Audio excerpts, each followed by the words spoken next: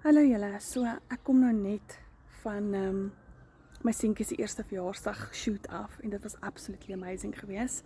Ja, die enigste ding is waarna mense terugkyk is die feit dat hierdie eintlik 'n uitgeruilde naweek is. Dit is nie eers 'n naweek wat ek af is nie. Jy weet, dis iets wat ek moes uitgeruil het om eintlik hierdie naweek af te kan hê om vorentoe te kan beplan en alles reg te kan kry vir my seentjie se verjaarsdag partytjie volgende naweek.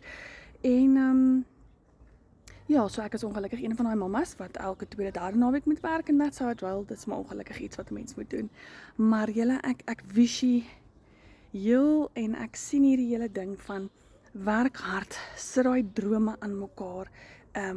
Vir daai face of leap, julle, en ek beloof vir jou, ek gaan een van die dae een van daai mammas wees wat alles kan bywoon vir my kinders en wat net totaal en al fully daar kan wees. En dit is waarna ek werk en dit is waarna ek streef. En julle, eerlikwaar, ek het geen idee wat ek doen nie, maar ek sien so uit na hierdie journey.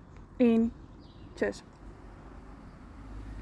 As daar iets is waarmee ek jou kan help, as ons van mekaar af kan leer, ek nooi jou uit. Volg my en so by the way, my naam is Anelia en ek kan nie wag om hierdie verder met jou te deel nie.